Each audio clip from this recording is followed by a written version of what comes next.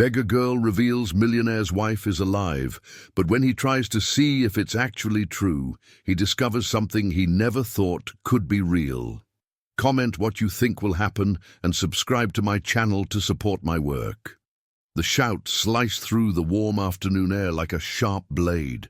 Victor Sterling nearly dropped his grocery bags when he heard that desperate voice echoing through the parking lot.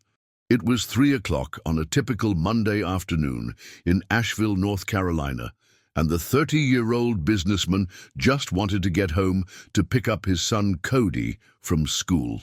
"I saw your wife! I saw your wife!" The words hit Victor like a punch to the gut. His eyes quickly scanned the parking lot until he found the source of that impossible cry. A small girl, looking only about 2 years old because of her extreme fragility, was running towards him with her arms outstretched. Her bare feet slapped against the hot asphalt as tears streamed down her dirty face. Victor let the bags fall to the ground, the sound of the groceries scattering on the concrete drowned out by the traffic noise. His legs trembled as the girl approached, her big, desperate eyes fixed on him as if carrying a terrible secret. "Mister, I saw your wife. She's over there. She's over there," the child shouted again, grabbing onto Victor's dress pants with her dirty little hands. The world around him seemed to stop. Isabella had passed away 2 years ago, on a rainy night he preferred not to remember. The accident had been devastating, leaving him alone with Cody, then just 2 years old. Since then, Victor had immersed himself in the construction company he had inherited from his father, accumulating wealth through investments in the stock market, but losing the ability to feel any real joy. "What did you say?" Victor asked, crouching down to be at the girl's level. His voice was hoarse, almost inaudible. "Your wife, the pretty lady. She's taking care of me and Ethan," the child replied, tugging on his shirt sleeve. "You need to come see. She looks just like the picture you have in your car." Victor felt the blood run cold in his veins. How did this girl know about the picture of Isabella that he kept in the frame on his dashboard? How did she know he had a wife? He looked around, searching for an adult responsible for the child, but found no one. "How do you know about my wife?" he asked, trying to remain calm. "I live with her. She makes food for me and Ethan when she has some. She sings like the music that plays in your car," the girl exclaimed, hopping from one foot to the other. Penny, as he would later find out her name was only 4 years old, but malnutrition and neglect made her look much younger. Her brown hair was disheveled, and her clothes, torn and dirty, told the story of a hard life on the streets of the historic city. "Where is she?" Victor asked, his voice trembling. Part of him knew it was impossible, that he was being irrational, but a spark of desperate hope flickered in his chest. "In the West Side. She works cleaning houses and takes care of us. Please, mister, you need to come. She said she knows you," Penny pleaded, her tears falling more intensely. Victor looked at his luxury car parked a few feet away. His net worth in dollars had grown exponentially over the past 2 years, a result of risky investments he made to distract his mind from the pain. He had so much money saved in Bitcoin and other investments that he could live comfortably for the rest of his life, but none of it had filled the void left by Isabella. "Okay," he finally said, picking Penny up in his arms. The girl was surprisingly light, weighing less than Cody had when he was the same age. "Let's go see this person." During the drive to the West Side, on the outskirts of Asheville, Penny told snippets of her story. She lived on the streets until she was found by a kind woman who took her in, along with another orphaned boy.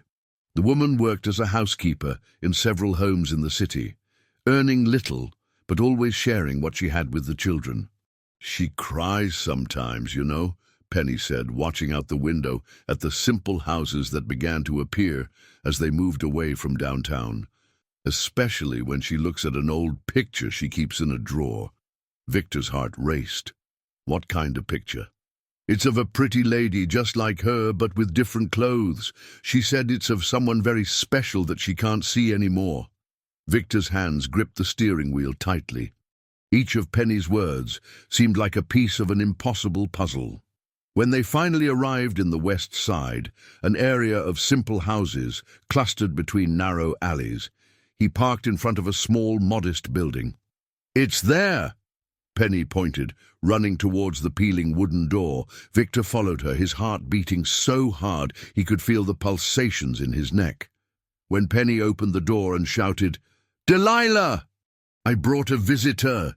He mentally prepared himself for the inevitable disappointment, but when the woman appeared in the kitchen doorway, Victor felt his legs buckle.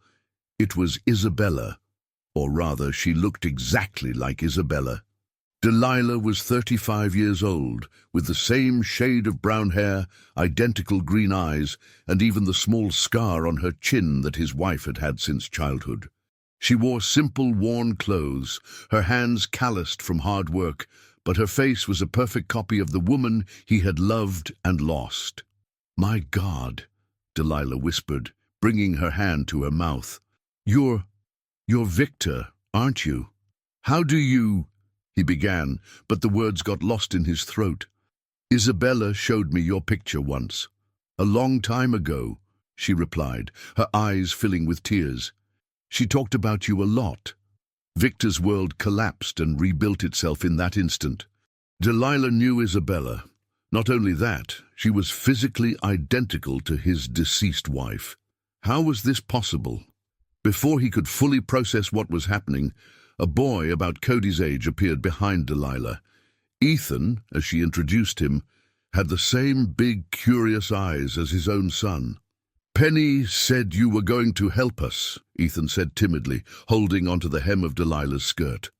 The reality of the situation hit Victor like an avalanche. This woman, inexplicably identical to his dead wife, lived in extreme poverty, taking care of 2 abandoned children. And somehow, she knew Isabella. "We need to talk," he said, his voice sounding firmer than he felt. The following weeks passed like a blurred dream in Victor's mind. After that first disturbing encounter, he couldn't stop thinking about Delilah. The resemblance to Isabella was so extraordinary that it was unsettling, but there was something more, an inexplicable connection that made him secretly return to the West Side almost every day. During his cautious visits, Victor discovered the harsh reality of Delilah's life. She worked as a housekeeper in 5 different homes, waking up at 4 in the morning and returning home only in the late afternoon. Her monthly income barely covered the rent of the simple house and basic food for her, Penny, and Ethan. Often the children went to bed hungry. "She shares the last piece of bread between us and goes without eating," Penny said one afternoon, when Victor found her playing alone in the small backyard of the house. "She says she already ate, but I know it's a lie." Guilt consumed Victor from the inside.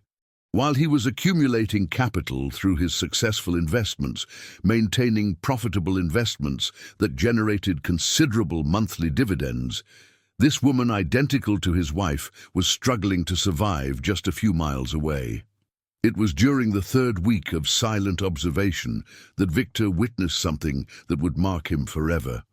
Delilah had arrived home after a particularly difficult day of work, finding Ethan with a high fever. With no money for a doctor or medicine, she spent the entire night applying cold compresses and singing softly to calm the boy.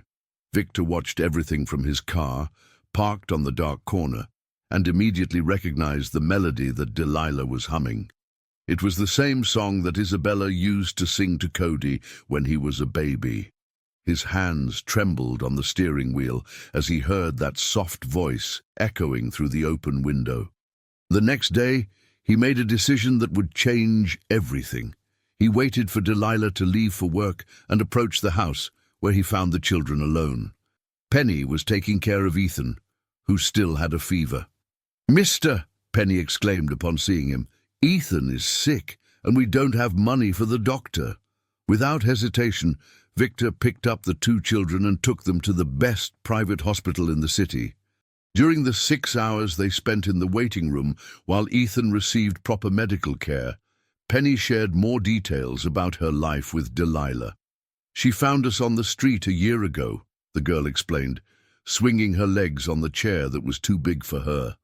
I was very cold, and Ethan was crying from hunger. She took us home and said we were going to be a family.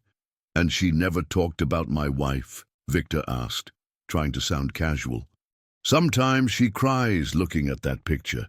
She says it was of someone very similar to her, who lived in a big house and was very happy, Penny replied. She always says she wished she had known that person better. When Delilah arrived at the hospital, she found Victor filling out Ethan's discharge forms. Her expression mixed relief, gratitude, and deep confusion. "Why are you doing this?" she asked, her eyes red from crying so much. "You don't even know us well." "Because every child deserves medical care," Victor replied, avoiding looking directly at her. The resemblance continued to disturb him deeply. During the drive back home, Delilah finally shared fragments of her story. She had been abandoned as a baby in an orphanage on the outskirts of Charlotte. She grew up without a family, working from the age of 14 to support herself. She had never known her parents or had any information about her origin. "I always felt like a part of me was missing," she confessed, watching the children asleep in the back seat, "like there was someone in the world who should be with me, but I could never find them." Victor almost lost control of the car upon hearing those words. Isabella had told him the exact same thing years before, about a constant feeling of incompleteness that had haunted her since childhood. That night, after leaving Delilah and the children at home, Victor drove aimlessly through the streets of Asheville. His mind swirled with impossible questions. How could two people be so physically identical without being related? How could they have such similar personalities and gestures? And why did he feel such a strong connection with Delilah, a familiar sensation that went beyond physical resemblance? When he finally got home, he found Cody awake in the living room, waiting for him with red eyes. "Daddy, where were you? Grandma Hope called 3 times looking for you," said the 4-year-old boy, running into his father's arms. Hope, Isabella's mother, had become a constant presence in their lives after the loss of her daughter. At 58, she had dedicated herself entirely to taking care of Cody and keeping Isabella's memory alive. Victor knew that explaining his recent absences would be complicated. "Daddy was taking care of some work problems," he lied, hugging his son tightly. "Grandma said you've been acting strange, that you don't talk right, and you stare into space," Cody continued, with the honesty typical of children. During the following days, Victor tried to distance himself from Delilah and the children, but found it impossible. The image of her lovingly caring for Penny and Ethan, singing the same melodies that Isabella sang, making the same delicate gestures with her hands, haunted him constantly. His fortune continued to grow automatically through his diversified investments, including a cryptocurrency portfolio that had appreciated significantly. He had enough resources to solve all of Delilah's financial problems without even feeling the impact on his net worth. But something prevented him from acting directly. The situation became complicated when Penny appeared again at his construction company, this time crying desperately. "Mr. Delilah fainted at work," she cried, clinging to his legs. "She hasn't eaten anything for 2 days to give us food. The neighbors said you could help." Victor felt the world collapse around him. While he struggled with his confusing feelings, Delilah was literally starving to feed the children. He picked Penny up in his arms and ran to the car, driving at high speed to the hospital. He found Delilah on a stretcher in the emergency room, pale and weak due to severe malnutrition. When she opened her eyes and saw him there, she smiled weakly. "You came," she whispered, her voice almost inaudible. "I'll always come," he replied, surprising himself with his own words. At that moment, watching Delilah vulnerable in the hospital bed, Victor realized that he could no longer pretend that this woman was just a stranger who looked like his wife. There was something much deeper happening, a connection that defied any logical explanation. But in the hospital hallway, a familiar figure watched everything with growing concern. Hope had followed Victor discreetly, suspicious of his recent mysterious outings. What she saw left her horrified and determined to discover the truth about that woman who looked like a copy of her dead daughter. Hope Sterling couldn't sleep for 3 nights straight after seeing Delilah at the hospital. The resemblance to her deceased daughter was too disturbing to be a coincidence. At 58, she had learned to trust her instincts, and something was deeply wrong with that whole situation. During breakfast with Cody, she carefully observed Victor's behavior. Her son-in-law seemed distracted, constantly checking his cell phone and leaving the house with vague excuses about business meetings that she knew didn't exist. "Daddy, when are we going to visit Penny and Ethan again?" Cody asked innocently, spreading jelly on his bread. Hope almost dropped her coffee cup. "Who are Penny and Ethan, my sweet boy?" "They're my new friends. They live in a small house with Aunt Delilah, who looks just like Mommy in the picture," Cody replied, oblivious to the impact of his words. Hope's blood ran cold. Victor had taken her grandson to meet that strange woman. This changed everything. That afternoon, while Victor was at the construction company and Cody was playing at the neighbor's house, Hope made a decision that would change the course of the entire story. She called Detective Mark Riley, a retired private investigator from the police department who had worked on her family's cases years before. "Mark, I need you to investigate someone for me," she said, locking herself in her room to ensure privacy. "It's urgent and delicate." "Of course, Hope. What's it about?" "A woman named Delilah who lives on the west side. I need to know everything about her. Origin, family, past, everything," she explained, her voice trembling with anxiety. "And Mark, she is physically identical to my Isabella, impossibly identical." There was a pause on the other end of the line. "I understand. That explains the urgency. I'll start the investigations today." While Hope set her plan in motion, Victor faced his own internal battles.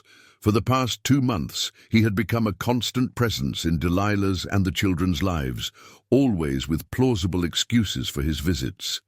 He had discreetly paid Ethan's medical bills, bought food and clothes for the children, and even paid 2 months of overdue rent for the house. His actions did not go unnoticed by the neighbors on the west side. Malicious comments began to circulate about the rich man who visited the poor housekeeper. Delilah, noticing the gossip, confronted Victor one afternoon. "People are talking," she said, while Penny and Ethan played in the backyard with the new toys he had brought. "They say you have ulterior motives with me." Victor felt his face flush. "And do you believe that?" "I don't know what to believe," she replied, avoiding his gaze. "You appeared out of nowhere in our lives, spend a fortune on us without asking for anything in return. That's not normal." "Maybe because you remind me of someone very special," he admitted, finally expressing part of the truth that tormented him. Delilah stared at him intently. "Your wife. How do you know about her?" "Penny told me. She said you got very sad when she said I looked like your wife," Delilah explained, sitting in the old chair in the kitchen. "And I dream of a woman who looks like me. I've always dreamed. She's in a big house, smiling with a baby in her arms. I wake up every morning feeling like I've lost something important." Victor felt a chill run down his spine. Delilah's dreams perfectly described the life that Isabella had lived. Their conversation was interrupted when Ethan ran into the house crying loudly. "Aunt Delilah, Penny fell out of the tree. She's not waking up." Both ran to the backyard, where they found Penny unconscious under the apple tree, a small puddle of blood forming under her head. Victor picked her up in his arms with extreme care, while Delilah screamed desperately. "No, no, no, I can't lose her too," Delilah cried, her hands shaking violently. During the frantic drive to the hospital, Penny briefly regained consciousness and murmured words that would be etched in Victor's memory forever. "Mr. The picture in Delilah's drawer. Is it of your wife, isn't it?" "How do you know that?" he asked, driving as fast as possible. Because they look alike, but they're different. One is happy in the picture. The other is sad in real life," Penny whispered before fainting again. At the hospital, while awaiting news about Penny's surgery, Delilah broke down emotionally. Victor comforted her, holding her in his arms as she wept convulsively. In that moment of extreme vulnerability, she revealed secrets she had kept her whole life. "I've never had anything of my own," she confessed between sobs. "Not even a family, or my own house, or a proper birth certificate. I grew up in the Heart of Jesus orphanage in Charlotte.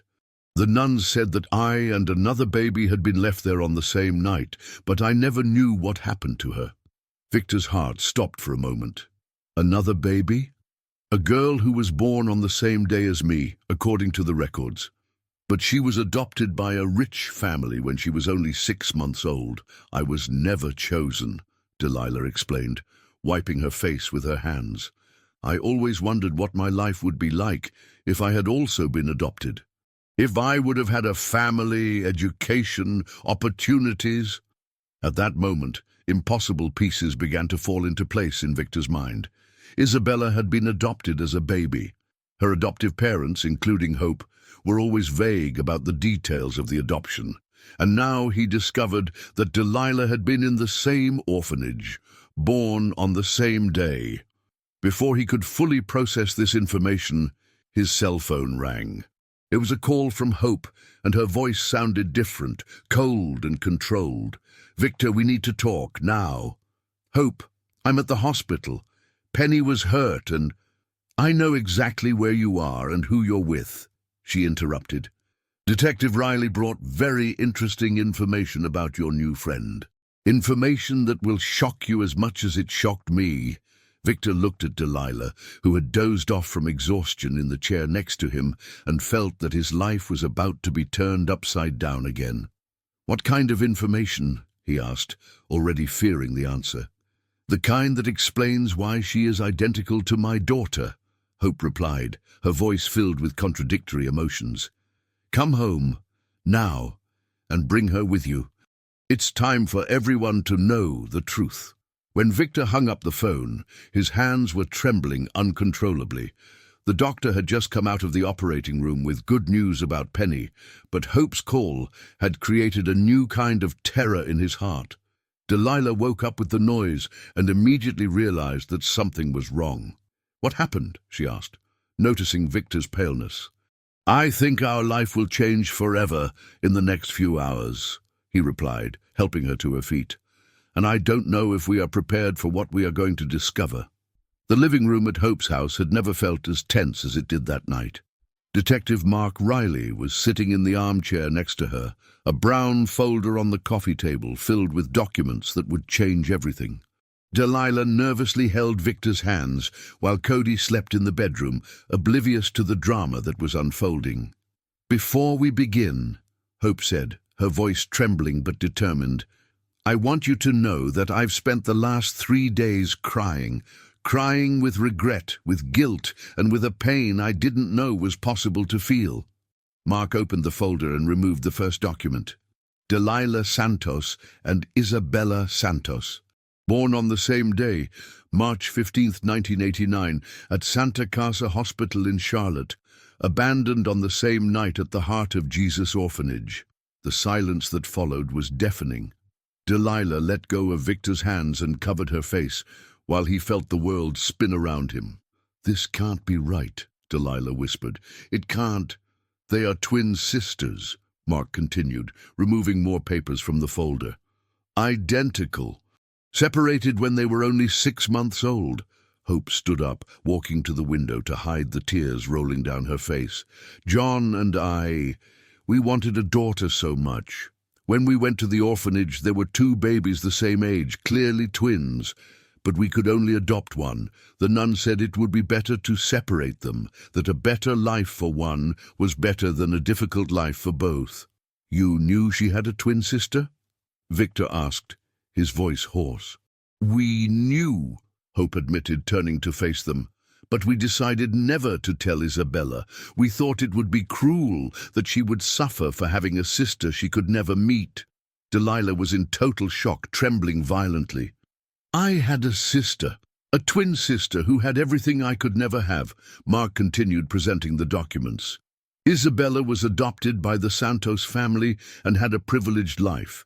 Education, medical care, love. Delilah remained in the orphanage until she was 18, when she was forced to leave and fend for herself in life. "That's why the dreams," Delilah murmured, the pieces finally falling into place.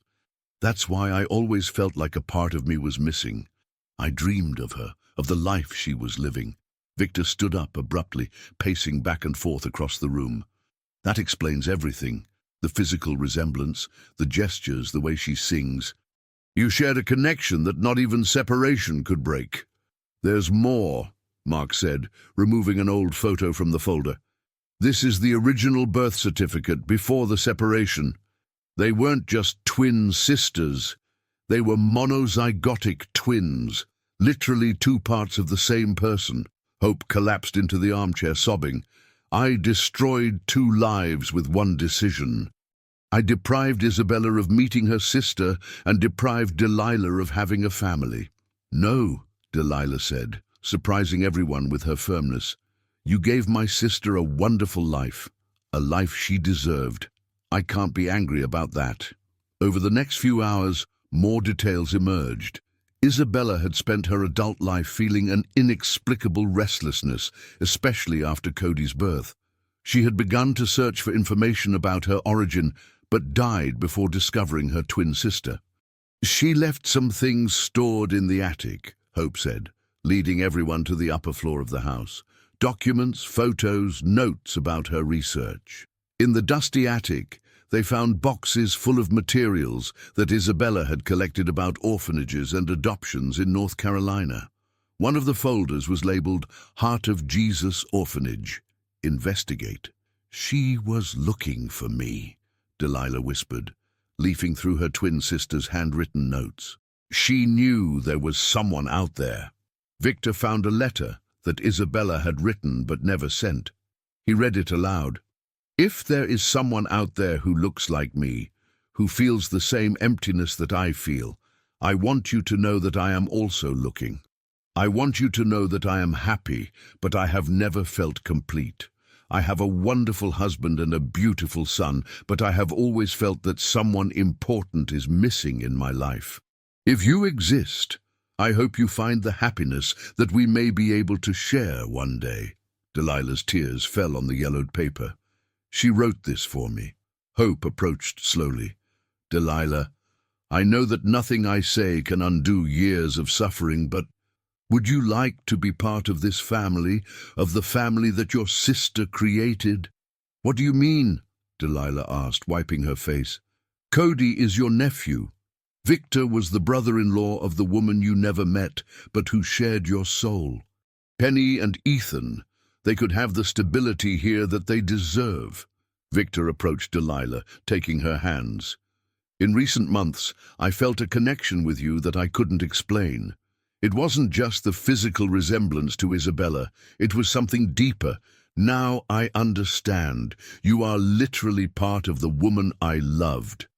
"But I'm not her," Delilah said, her voice full of insecurity. "No," Victor agreed. "You are your own person, with your own incredible strength. You have survived things that Isabella never had to face. You sacrificed everything for children who weren't even yours. You have a courage that I have never seen before." Hope joined them. "Delilah, you are already a mother to Penny and Ethan at heart, and I would very much like to have the chance to be your mother too, to give you the love that you should have received from birth." The following months brought profound transformations for everyone. Victor used part of his considerable fortune to create an education fund for Penny and Ethan, ensuring that they would never go without again. His investments in gold and cryptocurrencies had appreciated so much that he was even able to donate a significant amount to improve the conditions of the orphanage where the twins had been born. Delilah discovered she had a natural talent for administration and began to help Victor in the financial management of the construction company, revealing a business acumen that had been stifled by poverty. Her dividends from the new investments they made together allowed for a financial stability she had never imagined possible. 6 months after the revelation of the truth, in a simple but moving ceremony in the church of Asheville, Victor and Delilah were married. The portrait of Isabella occupied a place of honor on the altar, symbolizing that true love does not die, it only transforms and multiplies. Cody finally had a present mother. Penny and Ethan gained not only a home, but a complete family, and Hope discovered that it was possible to repair mistakes of the past through unconditional love. During the ceremony, when the pastor asked if Delilah accepted Victor as her husband, she looked at the portrait of Isabella and whispered, "I do, and I promise to honor the love that you began." Victor, in turn, finally understood that Isabella had not left completely. Part of her essence continued to live through Delilah, not as a replacement, but as a natural continuation of the love that had begun years before. The story that began with the desperate cry of a girl in a parking lot ended with a family united by destiny, by suffering overcome, and by the discovery that true love finds inexplicable ways to perpetuate itself through time and the most improbable circumstances. On their wedding night, while the children slept safely in their new rooms, Delilah and Victor talked about the future.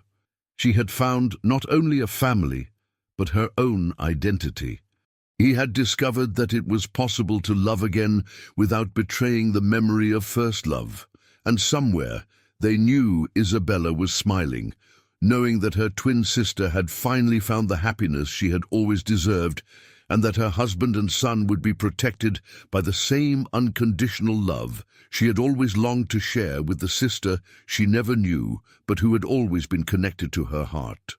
If you enjoyed this heartwarming story, please comment. Your opinion is very important. And if you love beautiful stories, subscribe to my channel. I promise to make your day better with my videos.